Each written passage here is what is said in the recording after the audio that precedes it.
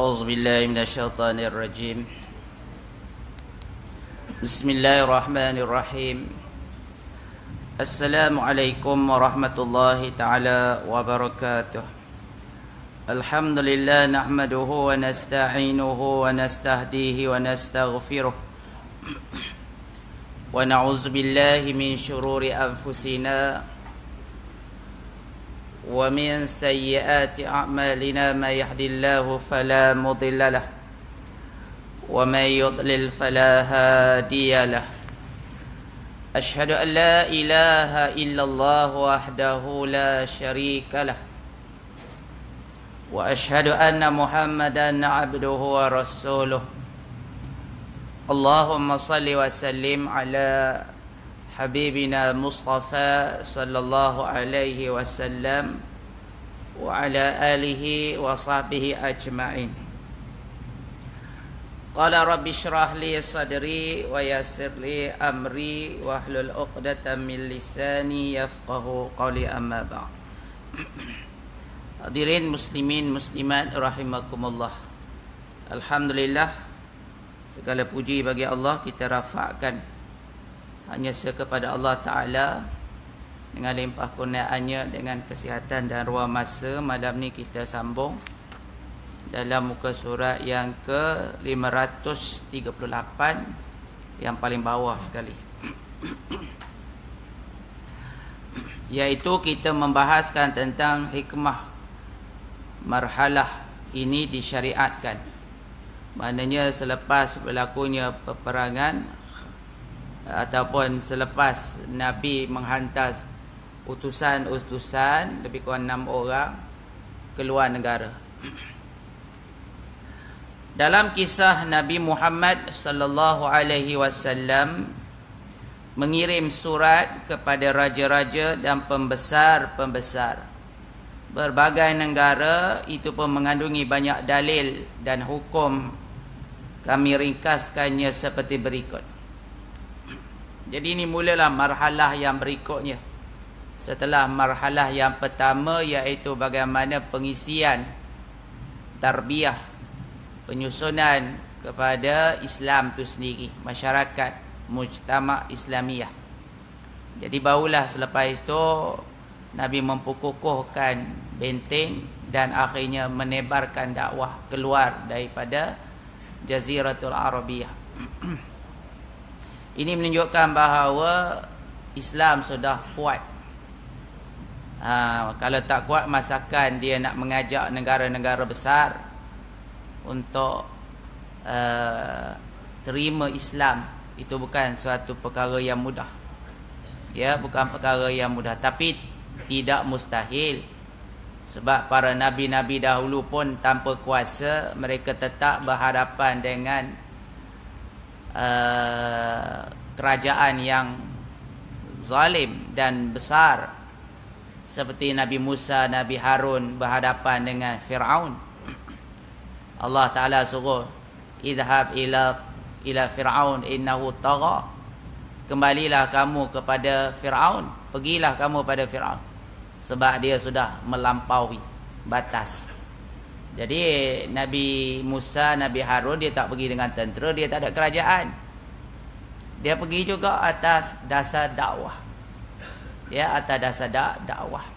Apatah lagi Nabi Muhammad, dia ada kerajaan, ada tentera, ada sahabat, ada kekuatan. Lagi-lagilah ya, Nabi menghantar utusan dakwah. Yang pertama, ini dia ambil dia punya intisari ataupun hikmah daripada pengutusan utusan-utusan ni. Kita nak belajar dan kita nak memahami dan juga cuba untuk menghayati serta melaksanakan di zaman kita ni. Yang pertama, bahawa dakwah yang diutuskan oleh Rasulullah sallallahu alaihi wasallam itu merupakan dakwah kepada manusia seluruhnya. Walaupun Nabi hantar 6 orang utusan, hantar ke Najasyi, hantar ke Kaisar, hantar ke apa dia, ke raja-raja, ke panglima perang beberapa negara, walaupun mewakili negara tu negara ni, tetapi hakikatnya adalah kepada manusia seluruhnya. Ini mungkin orang kata permulaan. Bukan dikhususkan kepada satu-satu kaum sahaja. Tidak, ya. Sebab tu Nabi hantar ke Najasyi, kawasan Afrika. Ada Nabi hantar ke Kisra. Kisra kawasan Parsi. Nabi hantar ke Kaisar, kawasan Rom. Nabi hantar ke wakil-wakil Kaisar di Syria, di Yaman dan sebagainya. Jadi dia berbagai kaum, kabilah dan bangsa. Tapi nak secara faham, dia dihantar untuk mewakili masyarakat dunia keseluruhan. Dia tidak tertumpu pada kabilah dan kaum semata-mata, tapi kepada manusia seluruhnya. Risalah yang disampaikan itu adalah merupakan risalah insaniyah yang syumul. Tidak ada ciri-ciri perkauman.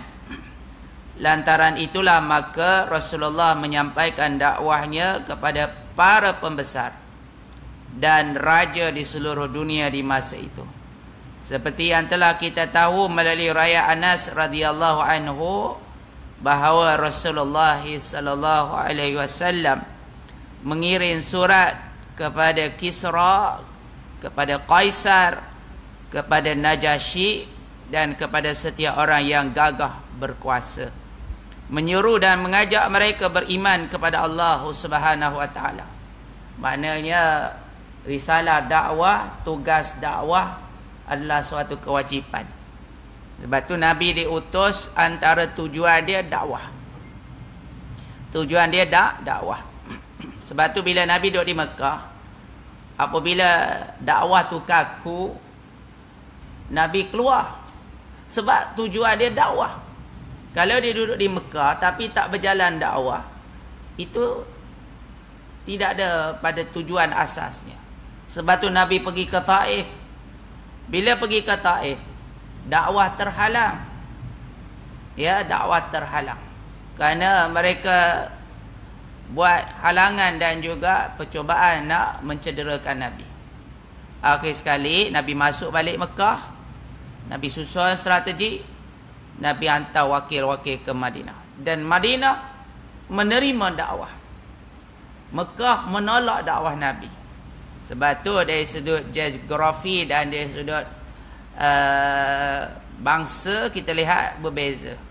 Bila pergi kat Mekah, suasananya kasar, panas. Ya, orang-orang dia pun agak kasar juga. Tapi kalau kita pergi ke Madinah, udaranya lembut, suasananya tenang, orang-orang dia pun lembut-lembut. Maknanya senang untuk kita berurusan. Gitu. Jadi bila diletakkan dakwah, kita juga adalah ummatul dakwah. Ya, ummatul risalah. Kita juga kena sampaikan dakwah. Balighu anni walau ayah. Ini jangan lari. Apa sahaja background kita, walaupun kita kata kita ni background akademik biasa, tidak ada background agama ke apa ke, itu bukan alasan. Ya, setelah kita mengucap la ilaha illallah Muhammadar Rasulullah, itu sudah menjadi ijazah pada kita untuk berdakwah. Sekurang-kurang ajak anak bini kita semayang, dah dakwah dah tu. Ajak anak bini kita menutup aurat, dah dakwah dah tu. Ajak anak keluarga kita jauh daripada mungkar, fahsyat, dakwah lah tu. Tak, sekurang-kurangnya.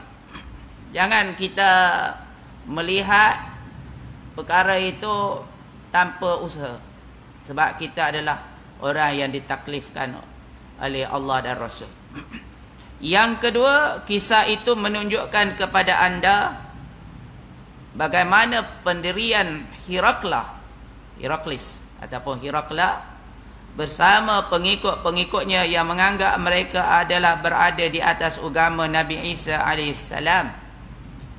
Di samping begitu sombong terhadap yang hak dan berkeras kepala dengan pendirian mereka yang batil. Begitulah sikapnya kebanyakan ahlul kitab. Mereka itulah yang telah memesongkan agama mengikut kehendak mereka kepada adat resam tradisional yang berbentuk asabiyah, tanpa memerhatikan dan menelitikan apa yang mereka pegang itu hak ataupun batil demi mempertahankan sebahagian daripada adat resam tradisional yang menampakkan asabiyah mereka. Kalau kita tengoklah Kristian tak, tuan-tuan pergi ke negara China, muka Yesus dia tu mata sempit. Yesus dia ikut bangsa pula. Pergi ke Afrika, Yesus dia rambut kerinting, kulit gelap sikit. Pergi ke Mexico, Yesus dia muka macam Maradona. Tak. Pergi ke India, muka Yesus dia macam orang India. Pergi ke Jepun, pergi ke Korea, dia ikut asabiah dia. Lepas tu Kristian hari ni, kitab Bible dia ada 18 versi. Dalam 18 tu, mereka tak tahu siapakah penulisnya. Tak ke pening kepala. Penulis tak dikenapasi. Ada. Kemudian mereka tidak ada akidah yang tetap. Dah, sebab tu dalam agama mereka ni bercampur baur dengan agama-agama penyembah bagan dan sebagainya, penyembah berhala. Sebab tu dalam agama Kristian asal tak ada patung. Tapi hari ni kalau pergi ke gereja, patung banyak. Ya, patung Jasonnya, patung Mariamnya, patung itu, patung ini, macam-macam. Kita tengok dekat atas lelangit dia tu, patung saja. Gambar-gambar orang dan sebagainya. Dah, kemudian Kristian hari ini dia sambut Christmas 25 Disember. Dia dakwa kelahiran Jesus. Sedangkan Nabi Isa dia lahir bulan Julai. Macam mana boleh dia orang raikan pada 25? Ada. Sebenarnya 25 Disember tu adalah kelahiran Namrud. Ya, kemudian 7 hari selepasnya, biasalah lepas 7 hari kelahiran kita bercukur, letak nama. Maka 7 hari selepas tu maknanya 1 hari bulan Januari. Orang sambut pula the New Year's. Kita pun pakak-pakak sambut juga. Padahal itu perayaan agama yang telah diserap masuk dalam Kristian. Agama fahaman daripada Trinity yang dibawa oleh ajaran Namrud dan agama bagan yang berada di kawasan-kawasan Eropah ketika itu kerana nak serasikan Kristian dengan agama asal mereka. Maka sebab itulah masuk macam-macam anutan di dalam Kristian. Ya, dah menjadi sesak belaka dah. Akhir sekali mereka jadikan Nabi Isa itu sebagai anak Tuhan. Yang asalnya dia adalah manusia dan bertukar jadi anak Tuhan. Kemudian mereka pula jadi baptiskan kerana Isa sudah menanggung dosa-dosa anak cucu mereka. Oh, seronok macam tu. Orang lain buat dosa, Nabi Isa yang kena tanggung. Ada. Mereka pertahankannya kerana mengikut kehendak nafsu tanpa mengira hak atau batil. Dapat difahami dari pendirian Herakla pada mulanya, di mana beliau sudah pun tertarik condong ke arah yang hak mengikut fahaman dan pengertiannya. Lantaran politiknya untuk menguasai rakyat, maka terpaksa beliau berpaling menentangnya. Asalnya Herakles ni dia terima Islam. Dia kata agama ni benar, Nabi yang diutus pun benar. Tapi tengok-tengok pembesar dia memberontak. Dia takut hilang kuasa. Dia duk raja. Kalau dia mengaku seorang-seorang tak pasal-pasal, dia jatuh tahta, rugi dia. Kerana kepentingan kuasa dan pemerintahan, dia sanggup untuk menafikan yang hak. Ni adalah. Dia terima, dia sudah hakikat je. Tapi dia menolak kerana nafsu. Kerana nafsu. Tu batu sebelum ni kita tengok dia berjuang untuk Islam. Tiba-tiba bila suatu masa seolah-olah dia lawan pula Islam.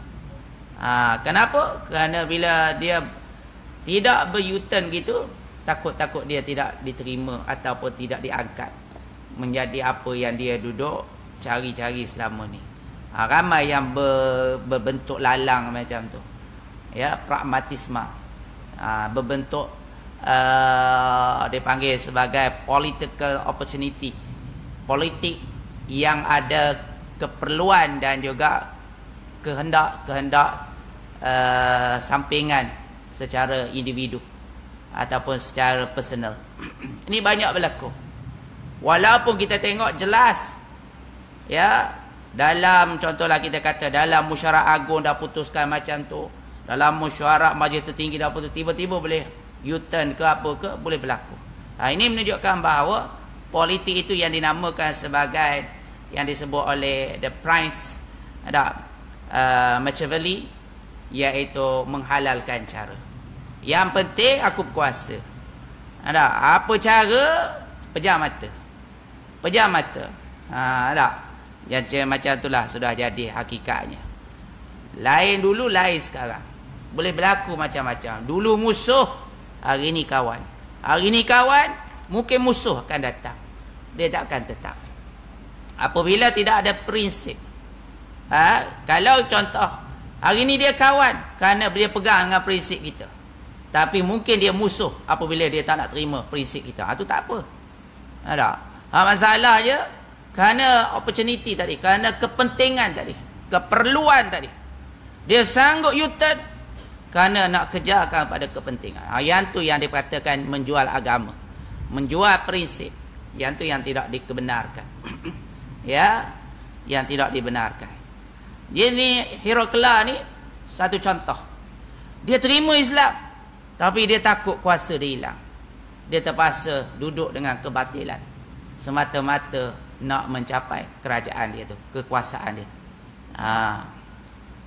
Yang ketiga, perbuatan Rasulullah sallallahu alaihi wasallam menggunakan cincin adalah menjadi dalil bahawa menggunakan cincin termasuk perkara yang disyariatkan.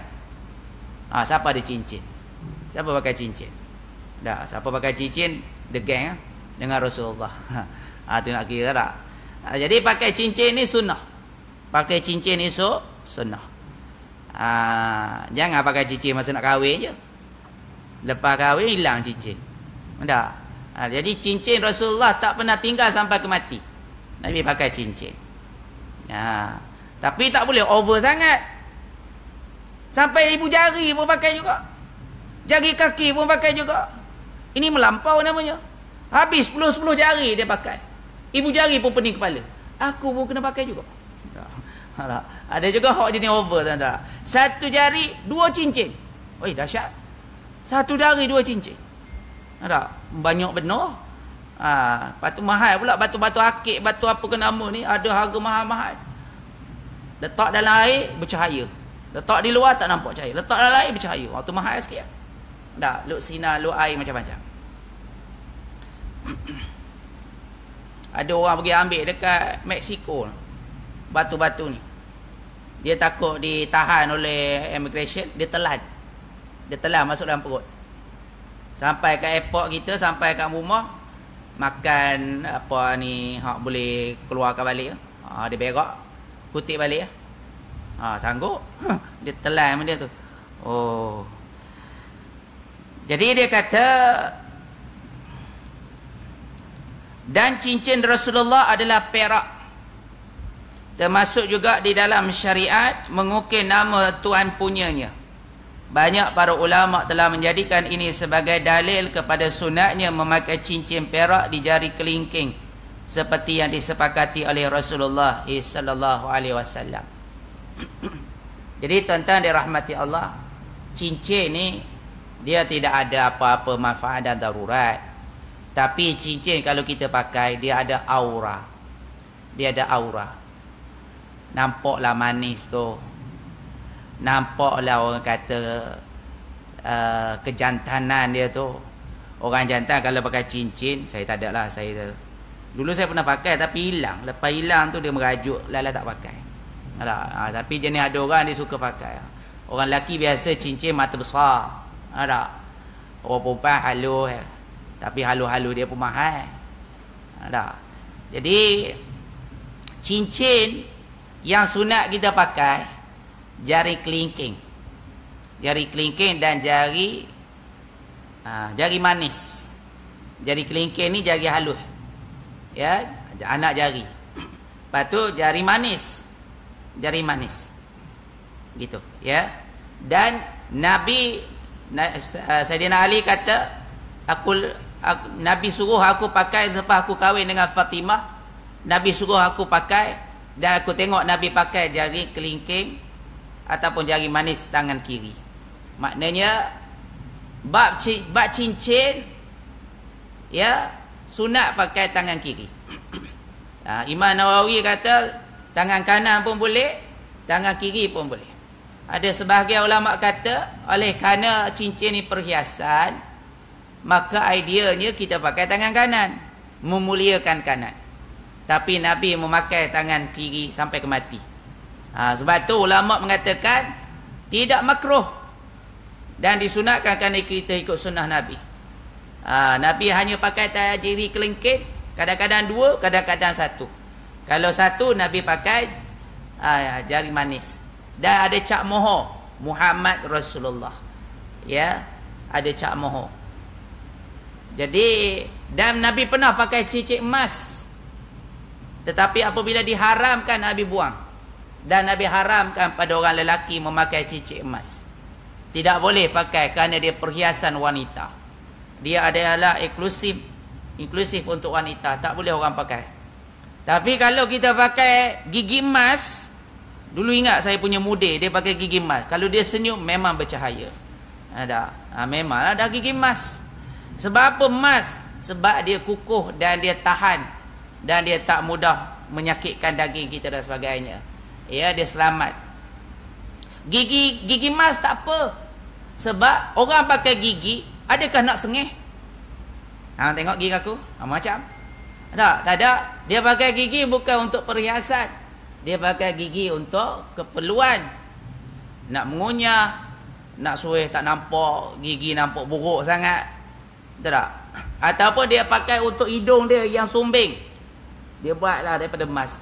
Pemakaian dia pakai kat hidung bukan untuk perhiasan, tapi untuk menutup aib dia. Jadi hak mana berbentuk perhiasan tak boleh.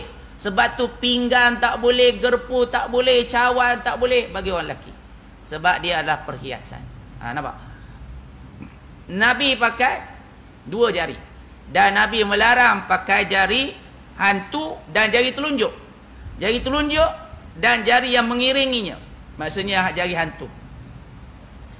Jadi ulama kata makruh ni bukan sampai peringkat haram.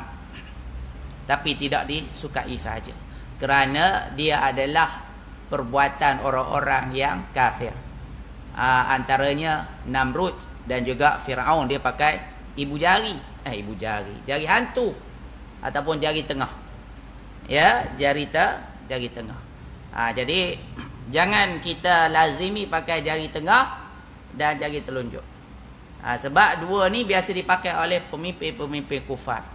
Jadi kita nak samakan dengan Nabi ikut sunnah, pakai jari telunjuk, jari kelingking dan jari manis. Nampak? Kanan ataupun kiri. Sama ada nak dua pakai ataupun nak pakai satu. Dan bagi lelaki makruh pakai seluruh jari-jari dia. Ya, takut berlaku pembaziran dan juga riak dan ujub.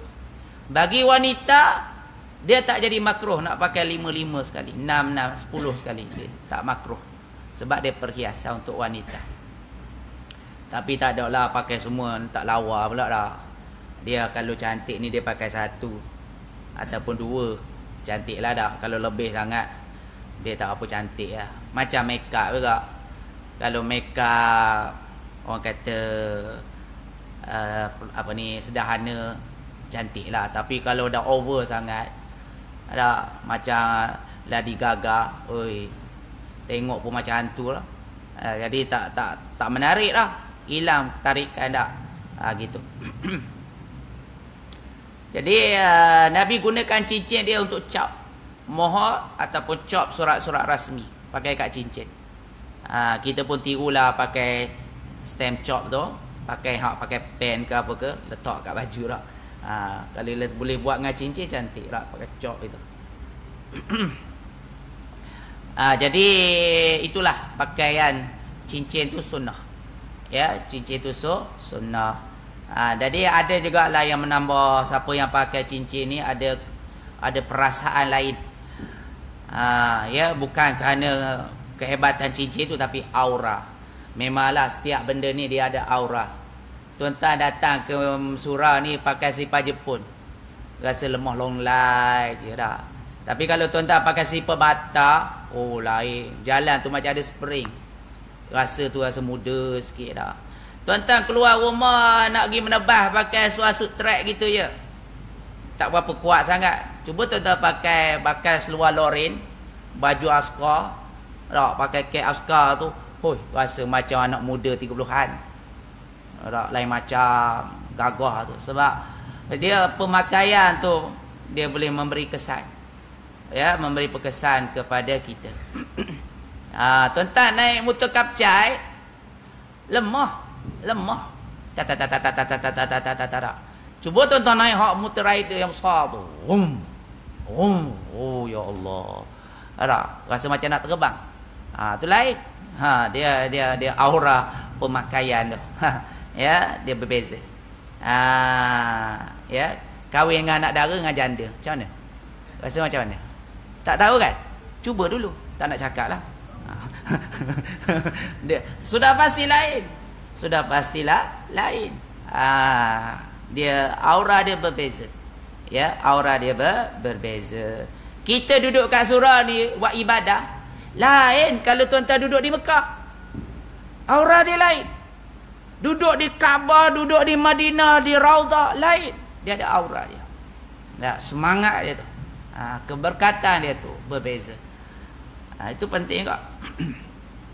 Betul, kita ni ada ibadah hari Jumaat, waktu sahur, ada sekian-sekian. Sebab dia berbeza. Sebab tu semayang, walaupun dia hukumnya muasik, awal waktu tu aura dia cukup besar, berbanding dengan pertengahan, berbanding di hujung. Bila kita semayang di awal tu, lain kita punya semangat, lain. Ya, gitu.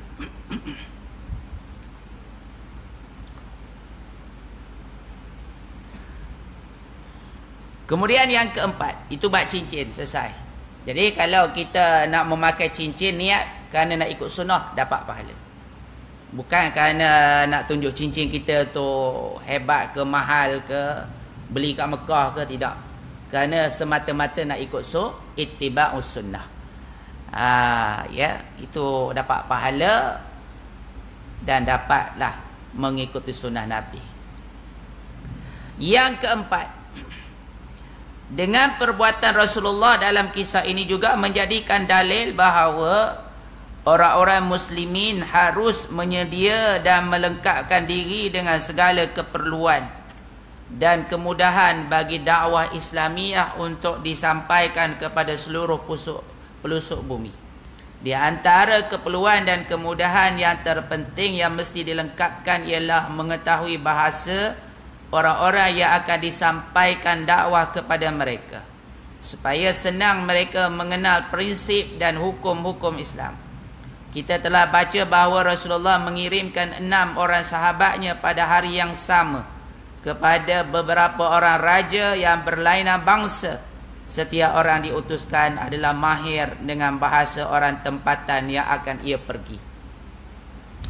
Jadi kita nak pergi pedalaman Sabah Sarawak, kita kena faham bahasa dusunnya macam mana, bahasa ibannya macam mana, bahasa orang aslinya macam mana. Baru dia rasa close. Dia rasa macam adik-beradik . Kita pergi kedai Cina, kita cakap Cina, laju dia. Dia akan tanyalah, dulu belajar mana, you pandailah cakap.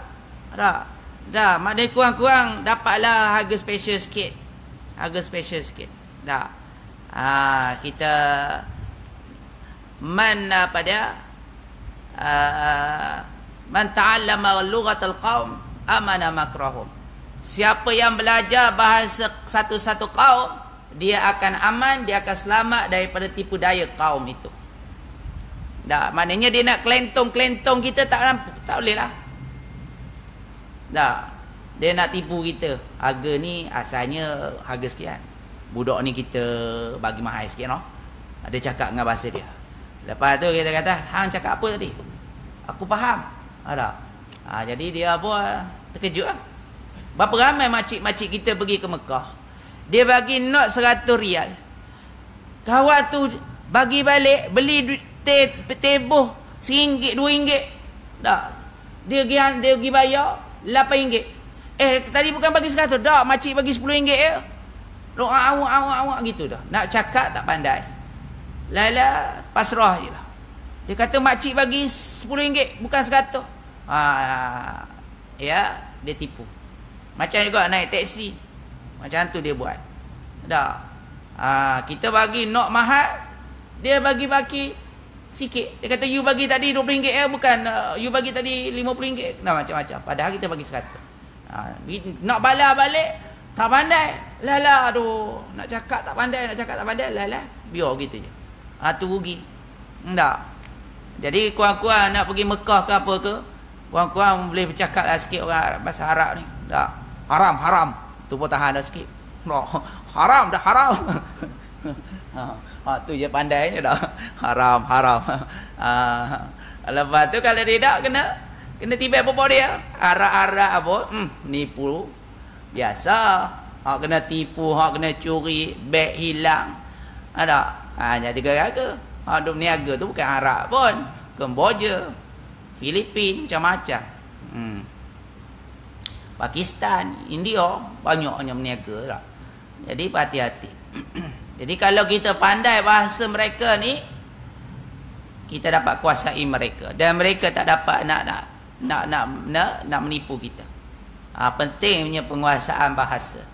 Lebih-lebih lagi contohlah kalau di negara kita ni, bahasa India ke bahasa Cina ke, penting dalam bab dakwah. Sebab kadang-kadang mereka tak faham bahasa Melayu. Pelik juga. Duduk kat Malaysia, cakap Melayu pun pelat. Ya Allah. Bangla datang 2 bulan lancar bercakap Melayu. Tu yang boleh kahwin dengan anak dara Melayu. Dia tengok muka macam Syahrul Khan lain macam. Lepas tu pandai pula berbelik sini. Alah. 2 bulan datang Malaysia boleh cakap Melayu. Hak kawan tu bertelur kat Malaysia tak boleh bercakap. Cakap pun pelik sungguh. Ada. Kita tengok hak duk cakap dekat Perak ke kat Selangor, cakap ya Allah. Cuba tengok Cina dekat Kelantan. Cakap macam orang Kelantan. Kita pun kalah. Dia cakap lorak Kelantan tak. Tak ada bunyi pelak-pelak Melayu Cina. Ini boleh cakap Melayu pun macam tak pandai nak bercakap. Ya, selit dengan orang putih. Kamu ni duduk negara mana ni? Cakap Melayu pun tak pandai. Tak. Tu kata orang luar boleh datang 3 bulan boleh cakap Melayu dah. Bukan susah sangat cakap Melayu. No. Yaban apa ni, kedutaan Jepun. Siap boleh cakap Arab lagi. Ya, bila ada wakil kita pergi dia bercakap Arab. Ya, asykuruka ala naltaqi ala hadzal yaum fi kita. Dia boleh cakap Arab. Pandainya dia. Boleh cakap Melayu. Mula-mula dia sampai kat Malaysia, dia bercakap dengan bahasa Melayu. Maknanya dia sebelum datang dia study dah.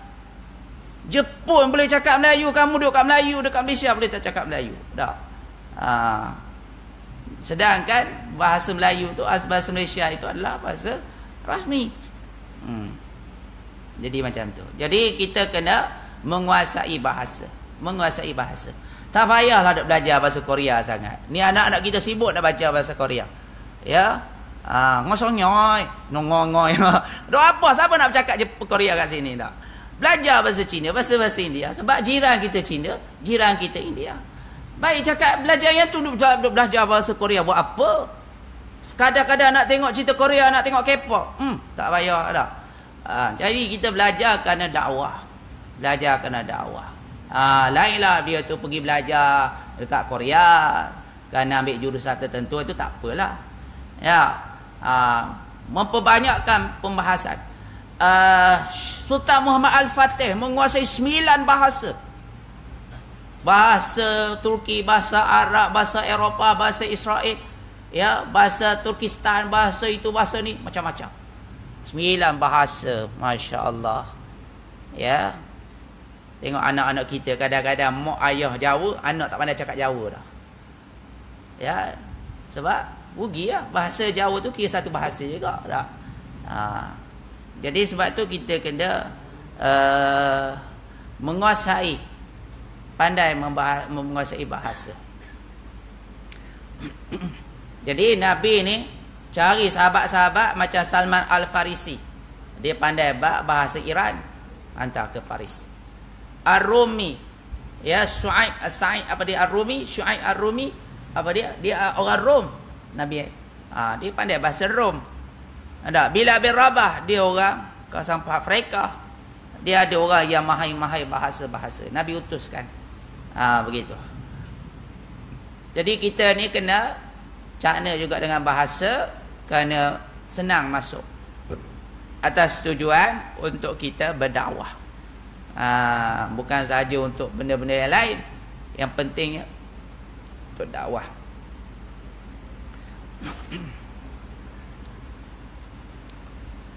Yang kelima, contoh tuan tadi sebut tadi, mempunyai kita kena apa kata,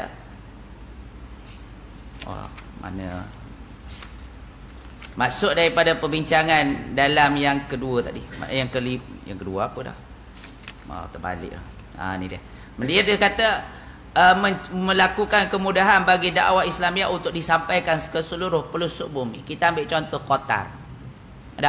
Apabila Qatar ni dia dapat sebagai tuan rumah untuk Piala FIFA, ya, dia jadikan itu sebagai saluran dakwah dia.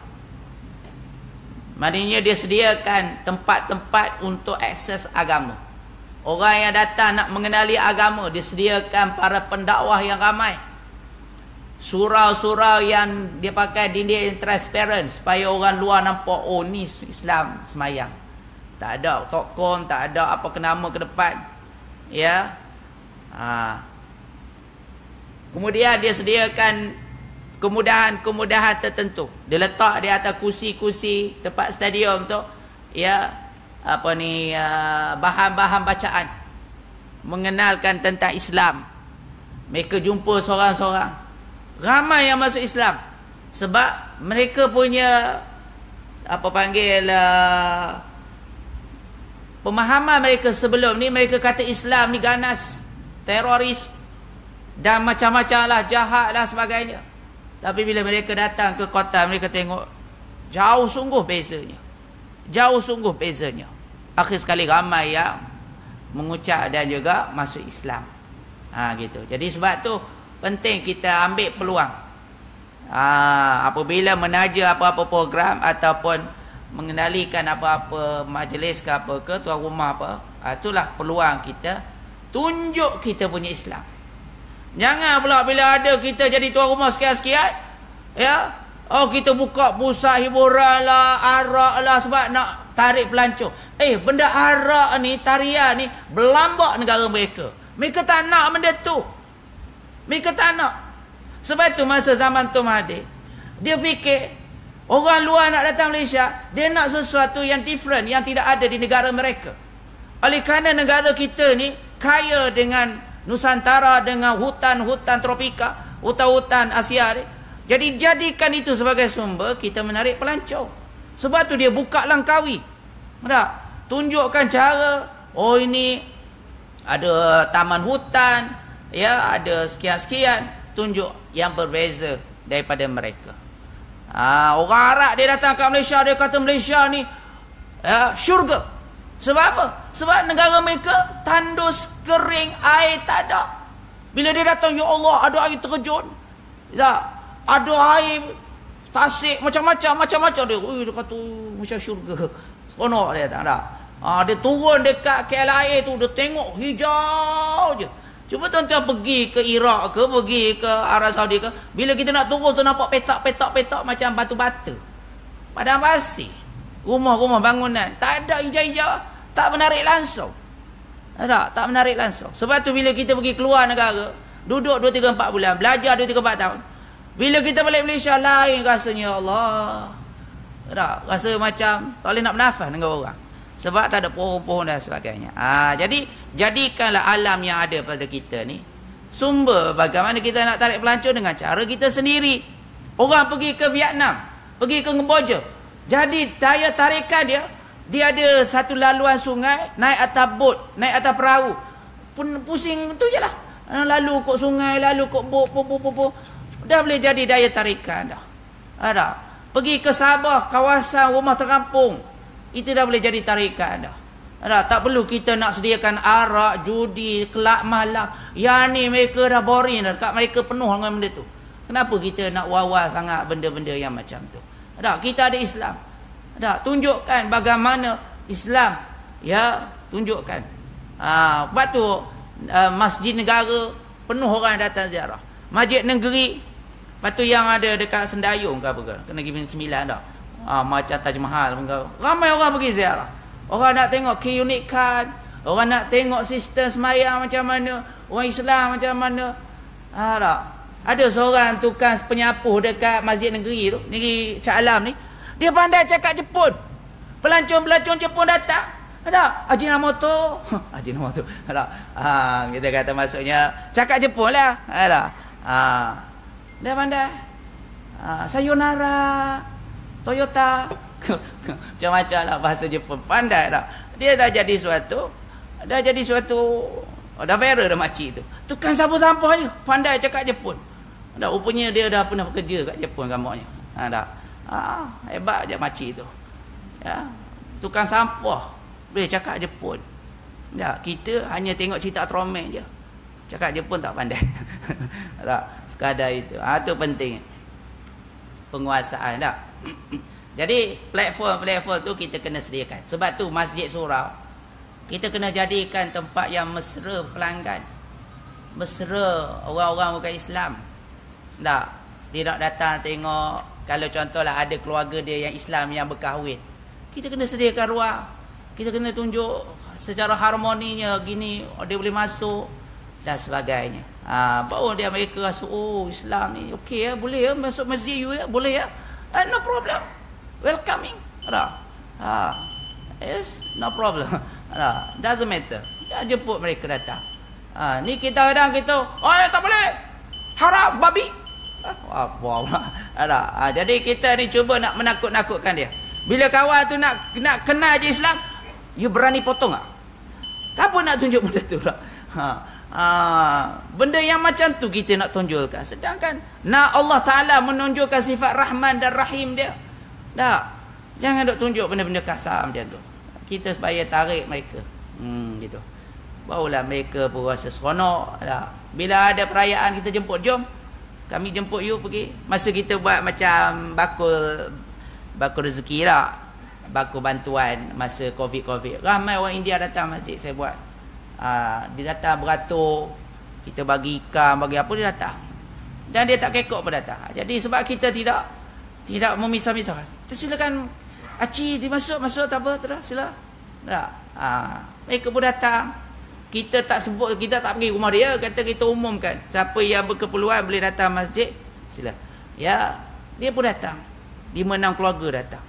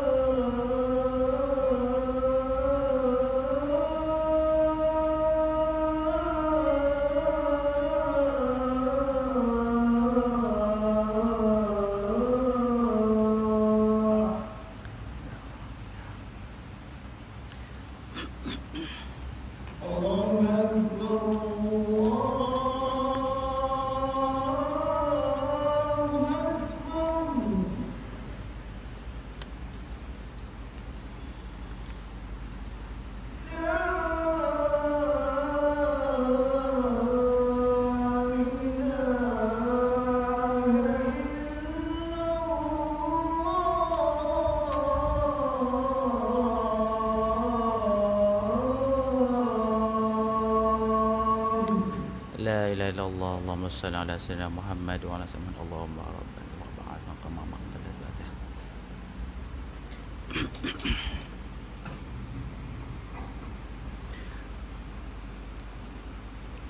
Baik, jadi tuan-tuan dirahmati Allah, dari sudut keperluan dakwah tadi kita dah sebut bagaimana kita kena berusaha untuk menjinakkan mereka kepada Islam. Dan hari ini ramai melalui video-video pendek daripada mereka yang masuk Islam, yang buat video tentang kehebatan Islam, tentang bagaimana mereka mengenal Islam, mereka rasa seronok dengan Islam. Jadi kalau ada video-video macam tu, tuan-tuan kena post masing-masing dalam Facebook masing-masing, ya, dalam Instagram ke, ya, apa sajalah, biar rakan-rakan bukan Islam kita, mereka yang Cina ke apa ke, sekurang-kurang mereka dengar, sekurang-kurang mereka dengar. Dia rupanya ada orang Cina masuk Islam contohnya, ada yang Islam. Sebenarnya Islam dekat negara Cina jumlahnya jutaan lebih, ya, puluhan juta, dan mungkin banyak dia daripada kita. Sebab tu ada mengatakan Islam datang melalui jalan daripada negara Cina. Ada kawasan-kawasan macam Uruguay, itu banyak kawasan batu kerajaan dia menzalimi umat Islam di Uruguay dan sebagainya. Itu banyak penempatan Islam. Sampaikan sahabat Nabi pernah sampai. Ada mengatakan sahabat Nabi ataupun ada mengatakan anak pada sahabat Nabi, tabi'in. Begitu. Baik, yang kelima, perbuatan Rasulullah sallallahu alaihi wasallam itu juga menjadi dalil, iaitu sebelum mendakwah keluar, dakwah di dalam harus diutamakan. Yang ni penting juga, ini kena kita take note lah. Contohnya AJK banyak buat perancangan kuliahnya, ceramahnya, forumnya, festivalnya, karnivalnya. Cantiklah tu untuk menarik orang-orang yang tak biasa datang surau datang ke surau. Tetapi satu juga pendekatan yang perlu kita lakukan, bukan saja kita cuba nak menarik orang luar, bahkan kita sebagai AJK, kita sebagai orang yang dah selalu datang, kena fikir juga macam mana nak suruh anak-anak teruna kita datang. Memanglah anak-anak muda ni susah nak datang kalau kita tidak bagi semangat, bagi nasihat pada mereka, suruh mereka datang, bawa mereka bersama. Sesekali kalau nak keluar berjalan, nak keluar makan tu, elok keluar maghrib tu, kita singgah masjid dulu, supaya ajar pada mereka supaya solat berjemaah. Bawa isteri-isteri kita datang ke masjid, jangan simpan kat rumah je. Jadi tangi datang ke masjid lah, bawa ni kenduri kendara, bawa pergi shopping, bawa pergi piknik, bawa balik kampung, bawa pergi umrah haji, bawa. Tapi bila masjid surat tak ada nak bawa. Jadi janganlah asyik sibuk nak lipat kain kat rumah je. Anak lagi lah, bawa lah sekali-sekala. Dalam seminggu tu bawa sekali ke, dalam sebulan tu ada datang, sekurang-kurangnya begitu. Ini dakwah dalaman kita, supaya orang tengok, oh, bukan saja kita ajak orang, dengan anak-anak isteri kita pun kita dakwah. Gitu. Barulah ada peningkatan. Batu Nabi ajar, sebelum Nabi mulakan dakwah kepada negara-negara luar daripada Jaziratul Arabiyah, Nabi kemaskan dulu, ya, akidah sahabat-sahabat, keyakinan sahabat-sahabat dengan Islam. Setelah mereka ni mantap, setelah mereka ni dah menguasai, barulah Nabi lakukan. Sebab tu dia sebut berdakwah secara sesama Muslim hingga dapat mereka menjalani syariat Islam. Sebab tu sebelum Nabi keluar tu tak, macam bab minum arak tak. Asalnya arak tu boleh diminum. Lepas tu datang arahan supaya jangan minum ketika dekat nak sembahyang. Akhir sekali barulah datang arahan, hapuskan terus. Sehingga kan Nabi mengharamkan minum daripada bekas yang dituang arak dalamnya. Jangan minum daripada bekas yang pernah diletak arak daripadanya. Takut-takut. Tak, minta maaf lah. Kadang-kadang ada cawan yang jenis macam ni. Biasa orang letak arak lah. Takut-takut masa kita minum tu, kita duk bayang duk minum arak. Padahal minum kopi je. Dia takut macam tu. Ya. Jadi, bekas-bekas yang kita pernah minum arak daripada bekas tu pun tak dibenarkan. Supaya tidak mari nostalgia, berangan-berangan. Cara minum macam mana dulu kita begitu expert bab-bab minum ni. Campur yang tu, campur yang ni, masuk yang tu, masuk yang ni, masuk ni. Lepas tu goncang-goncang, letak ais lah, letak lemon lah, apa nama. Pandai berlaku pokok ni contoh lah. Jadi takut benda tu datang balik. Lain-lain nak try pula, nak makan pula. Jadi terketagih pula. Jadi itu dikemaskan dulu para sahabat. Berdakwah secara, dia kata tadi, muslimin hingga dapat mereka menjalani syariat Islam, dapat menyesuaikan nizamul hayah, tata hidup secara Islam. Inilah tugas pertama. Kemudian meningkat ke tugas kedua, iaitu berdakwah keluar. Inside dan outside. Daripada dalam keluar. Macam juga kita tak. Hak zahir-zahir ni sebenarnya datang daripada inside. Daripada hati kita. Hati yang baik, hati yang bersih, hati yang mahmudah, dia akan keluar daripada hati itu. Percakapan yang baik, penulisan yang baik, tingkah laku yang baik.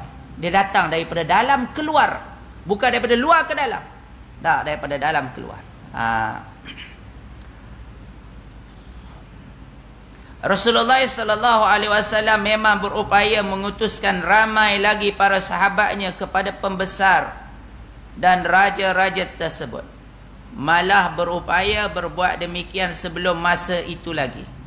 Tetapi tidak diutuskan kerana masih dalam mengurus dan menyempurnakan tugas pertama, iaitu berdakwah di dalam. Ini contoh dakwah. Kalau contoh benda lain, contoh masalah makanan, masalah keperluan rakyat, sepatutnya kita kena uruskan yang dalam dulu. Pastikan mencukupi berasnya, minyaknya, telurnya, ayamnya. Hak dalaman dulu. Jangan sibuk nak pergi import ke Singapura, kena import ke lain. Tak? Di Singapura satu papan dia jual RM6.85 dolar. Berapa Dia berapa kali ganda kita? 3 ke 4 kali ganda? 4 kali ganda. Kalau kita kata RM6.85 dolar, jatuh berapa ringgit kita? Ada dekat RM20 ataupun lebih tak? Kalau 4 kali ganda mungkin RM24. Penuh dengan pasar raya mereka dengan telur-telur, contoh tak? Tak boleh, kita tak boleh nak pergi import negara luar. Kita ada enactment kita ada akta kita ada ni, akta ayam, akta makanan, akta itu, akta ni. Tak. Selesaikan dulu dalaman dulu. Ini dalam ni terkontang-konting, tengok-tengok kat luar penuh. Semuanya made in Malaysia. Datang daripada Malaysia. Jadi maknanya ada skandal ataupun orang kata mereka yang cuba nak manipulasikan benda. Macam dulu kes-kes ayam ke apa ke. Tiba-tiba tak ada ayam tapi ke Singapura ada pula. Sebab apa? Mereka jual dengan harga yang mahal. Mereka untung lebih. Tak boleh. Kita kena selesaikan dalaman ni. Jangan keluarkan. Kalaulah keperluan rakyat di dalam lebih memerlukan, jangan dikeluarkan. Ini tak ada pasal-pasal kita kata tak ada, tiba-tiba boleh ekspor. Itu ada suatu kata tidak amanah dalam pengurusan. Jadi begitu juga dakwah. Pastikan dalaman kita dahulu. Tetapi dakwah ni dia lain sikit lah. Kadang-kadang ni orang takut nak berdakwah. Kenapa tak berdakwah? Salahnya Ustaz, saya malu nak berdakwah. Isteri saya pun tak pakai tudung lagi. Kan nanti orang kata hang jaga bini kamu. Tu yang masalah. Tak, masalahnya tuan-tuan, dia kena serentak. Dia panggil islah nafsaka wad'u ghairak. Ya, perbaiki diri kamu dan dakwah orang lain. Serentak. Kita baiki diri kita, baiki keluarga kita. Pada masa sama kita juga kena dakwah. Serentak. Sebab kalau kita kata nak baiki biar sempurna, agak-agak siapa yang boleh jamin benda tu sempurna? Ambil masa berapa tahun baru sempurna? Takut-takut tak ada sempurna kita dah mati. Betul tak? Sebab Nabi dakwah, Al-Quran tak sempurna lagi.